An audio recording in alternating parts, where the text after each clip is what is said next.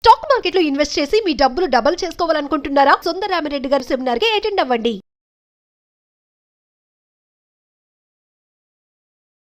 నమస్తే, welcome back to Suman TV. Present మనతో పాటు ఉన్నారు stock market analyst Sundar Rama Reddy గారు. నమస్తే సార్. నమస్తే. సార్, ప్రముఖ ఆర్థిక సంస్థ సిటీ గ్రూప్ మరి బంగారం ధరలపై తన అంచనాలని తగ్గించింది. ఎందుకు అంచనాలు తగ్గాయి అంటే? నెక్స్ట్ సెప్టెంబర్ కల్లా గోల్డ్ ప్రైస్ ఇంకొక 20% డ్రాప్ అవుతుంది. ఇప్పుడున్న ప్రైస్కి 20% డ్రాప్ అవుతుంది. బట్ లాంగ్ టర్మ్ పాయింట్ ఆఫ్లో మాత్రం మళ్ళీ $5,000 వస్తుంది. అంటే లాంగ్ టర్మ్కి పాజిటివ్నే, బట్ షార్ట్ టర్మ్లో మాత్రం బేరిష్గా ఉండొచ్చు అని చెప్తుంది. ఎందుకంటే ఒకటి రీసెంట్గా అమెరికాలో ఎంప్లాయ్మెంట్ రేట్ బాగా తగ్గిపోయింది. అక్కడ అందరికి జాబులు వస్తున్నాయి.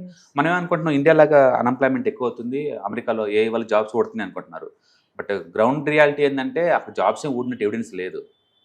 అది ఇంకా ఎక్కువ మంది జాబ్స్ క్రియేషన్ జరుగుతున్నట్టు అక్కడ ఎవిడెన్స్ ఉంది. రెండోది, కంపెనీ రిజల్ట్స్ అని చాలా బాగున్నాయి అక్కడ. మొన్న గూగుల్ రిజల్ట్ వచ్చింది, అది 15 లక్షల కోట్ల ప్రాఫిట్ 1 ఇయర్లో. 15 లక్షల కోట్ల ప్రాఫిట్.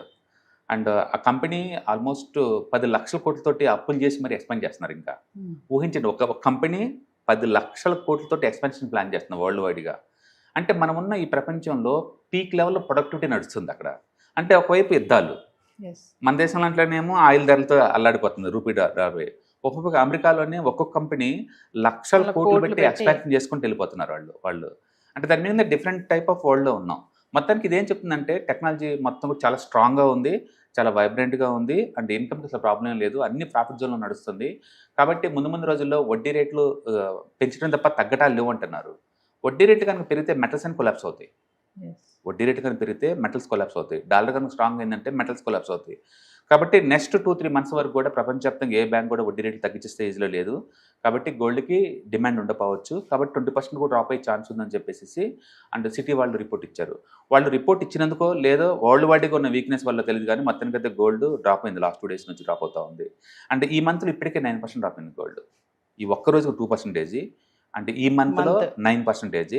లాస్ట్ 6 months నుంచి 0 రిటర్న్. లాస్ట్ ఇయర్ ఎలా బాగా ఇచ్చింది, స్టిల్ ఇప్పటికీ లాస్ట్ 1 yearతో పోల్చుకుంటే నీకు 29% ప్రాఫిట్లో ఉన్నావు స్టిల్.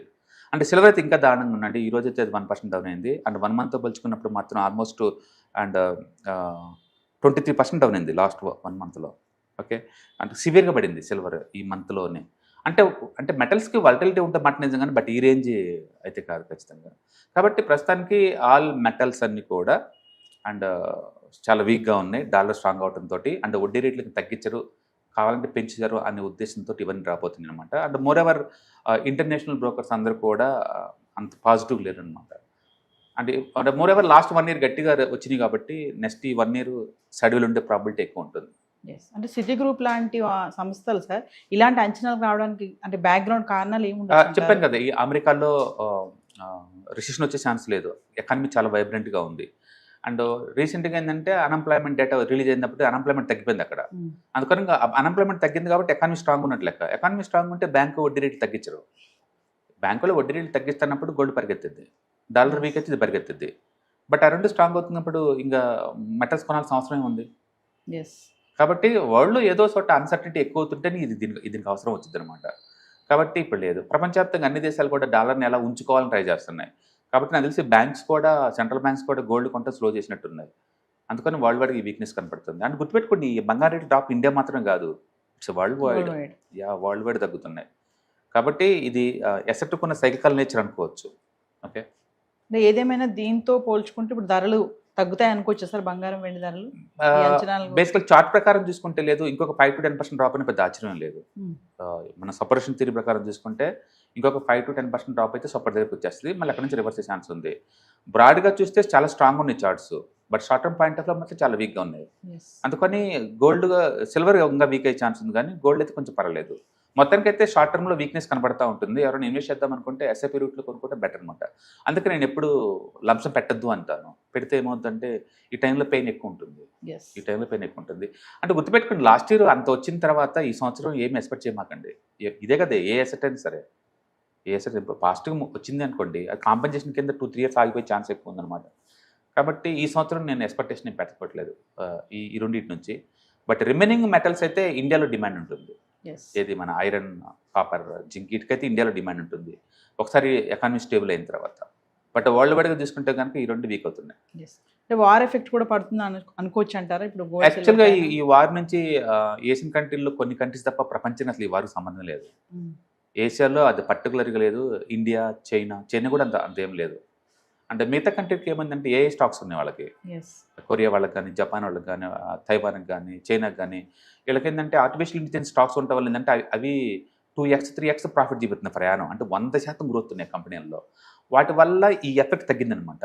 ఇండియా లాంటి కంట్రీస్కి ఏ స్టాక్స్ లేకపోవటం, రూపీ వీక్ అవటం వల్ల ఆయిల్తో సతమతం అవుతున్నాం అంతే. అందుకని మనం లోకల్ మనం ఒకళ్ళే వీక్ అవుతున్నాం. బట్ వరల్డ్ వైడ్ చూసుకుంటే కనుక ఏ కంట్రీలో సరే చాలా స్ట్రాంగ్. ఇక్కడ ఏమవుతుందంటే .com బబుల్ అప్పుడు మనం చూసుకుంటే ఆ టైంలో లేదు, 2000 అప్పుడు ఐటీ స్టాక్స్లో ఇన్కమ్ ఒకరి మామూలుగా ఉండేది. అప్పట్లో ఏఐ కానీ, ఏ ఇన్ఫ్రాస్ట్రక్చర్ కానీ, డేటా సెంటర్ కానీ పెద్దగా లేదు. ఇప్పుడేంటి మన 12 తారీఖు లిస్ట్ కాబోతుంది స్పేస్ ఎక్స్. దాని వాల్యూషన్ ఎంత, 1.5 ట్రిలియన్. అసలు ప్రపంచ హిస్టరీలో ఒక company, startup company yes, 1.5 trillion అంది. అలాంటిది ఏం లేదు. వాళ్ళు ఐపీఓకి వచ్చి జనాల దగ్గర కలెక్ట్ చేసే డబ్బు 5 లక్షల కోట్లు అండి. 5 లక్షల కోట్లు. 5 లక్షల కోట్లు వాళ్ళు కలెక్ట్ చేస్తున్నారు పబ్లిక్ దగ్గర నుంచి. And 1.5 lakh crore. Next ChatGPT లైన్లోకి వస్తుంది, వాళ్ళు వస్తున్నారు. ఓపెన్ ఏఐ వాళ్ళు దగ్గర 1 ట్రిలియన్కి వస్తున్నారు వాళ్ళు కూడా. నెక్స్ట్ 2-3 monthsలో వరల్డ్ వైడ్గా పెద్ద అంత పెద్ద కంపెనీస్ ఐపీఓకి వస్తున్నాయి అంటే మీనింగ్ ఏంటి, వరల్డ్ ఎకానమీ బాగుంది కాబట్టి, వాటి క్రేజ్ ఉంది కాబట్టి అవి వస్తున్నాయి. కాబట్టి ఓవరాల్ చూసుకుంటే ఏ స్టాక్స్ హవా నడుస్తుంది. అవి ఉన్న కంట్రీస్ అన్ని ఎకానమీ బాగుంది. అవి లేని చోట స్టాక్ మార్కెట్లో పర్ఫార్మెన్స్ లేదు, మిగతా వాటిలో సఫర్ అవుతున్నాం. అందుకని ఎంటర్ చేసే మీద ఈ పాయింట్ ఆఫ్ టైంలో ఎక్కువ లోకల్ ఇష్యూస్ సఫర్ అవుతుందంటే ఇండియా వాళ్ళు, that to because of the crude and rupee weakness వల్ల అనమాట ఇది. yes, అదర్వైజ్ మనం ఏ కానీ మినహాయిస్తే కొన్ని స్టాక్స్ బాగానే ఉంది. ఈవెన్ ఇండియాలో కూడా ఫార్మా సూపర్గా ఉంది, and wire and cables companies సూపర్గా ఉంది. డేటా సెంటర్ సపోర్ట్ చేసే వైర్ అండ్ కేబుల్స్ అవి సూపర్గా ఉన్నాయి. అండ్ సిడిఎంఓ స్టాక్స్ బాగున్నాయి. అండ్ కొన్ని ఏరియాస్ స్టిల్ ఇండియాలో బాగున్నాయి. Pharmacy is good better right now. Next 2 years ఇండియాలో సేఫ్టీ ఎక్కడ ఉంది అంటే డాలర్లో డబ్బులు సంపాదించే కంపెనీస్లో ఏవైతే ఉన్నాయో వాటిలో ఉంది. అందుకని textiles and pharma and hospital sector is too good right now. yes, వాటిల్లో రిస్క్ లేదు, సేఫ్టీ ఉంది. నెక్స్ట్ 1 or 2 years అందులో కూర్చోవడం బెటర్. ఈ మార్కెట్ ఎంతవరకు ఎలా ఉంటుందో మనకే తెలియదు. ఎందుకంటే ఈ టైపు వాలిటీ మనం ఇంతకుముందు చూడలేదు ఎప్పుడు, ఈ మధ్యకాలంలో ఎప్పుడు చూడలేదు అనమాట. ఎంత తిరిగినా సరే సాయంత్రకాలం వచ్చి నిద్రపోతుంది కిందకి, yes, తిరిగినంత స్పీడ్గా వచ్చి మార్కెట్ కిందకి వెళ్తుంది. అండ్ డే ట్రేడింగ్ వాళ్ళు చాలా క్రేజీ సఫర్ అవుతున్నారు. బెస్ట్ ఏంటంటే మార్కెట్ మన ఫేవర్గా ఉన్నప్పుడు అటాక్ చేయడం బెటర్. మార్కెట్లో ట్రేడర్ అంటే రోజు పోయి మార్కెట్లో యుద్ధం చేయాల్సిన అవసరం లేదు కదా. వాళ్ళ ఫేవరబుల్ కండిషన్ వచ్చేంతవరకు వెయిట్ చేసి ఆ టైంలో యుద్ధం చేయడం బెటర్. ఈ టైంలో సన్ రైజ్ మార్కెట్ దూరంగా ఉండడం బెటర్ అనమాట. కాబట్టి కన్జర్వేటివ్గా ఉంటే ఈ టైంలో సేఫ్టీ అంటిల్ మార్కెట్ స్టేబుల్ అయ్యేంత వరకు. మొత్తానికైతే వరల్డ్ వైడ్గా మనం చూసుకుంటే ఇండియన్ ఎకానమీ తప్ప మిగతా కంట్రీస్లో ఎక్కడైతే ఆర్టిఫిషియల్ ఇంటెలిజెన్స్ హవా నడుస్తుందో అవన్నీ బాగానే ఉన్నాయి. అంటే పెద్ద కంపెనీస్ అని ఐపీఓ కొత్తనే అంటే మీనింగ్ ఏంటంటే లిక్విడిటీ బాగున్నట్లు లెక్క అనమాట. టూ మంచి వాలిటిలిటీ జోన్లోకి వస్తున్నాం. ఇంకా ప్రపంచవ్యాప్తంగా వాలిటిలిటీ ఎక్కువ అవుతూ ఉంటుంది. దాని ఎఫెక్ట్ ఇండియా మీద ఇంకా ఎక్కువ పడుతూ ఉంటుంది. కాబట్టి మన మార్కెట్ ఈ 23,000 దగ్గర అటు ఇటు సఫర్ అవుతూ ఉంటుంది. yes, thank you, sir. Hi, 1 day class room ఎన్విరాన్మెంట్లో ఆఫ్లైన్ వెబినార్ జరగబోతుంది.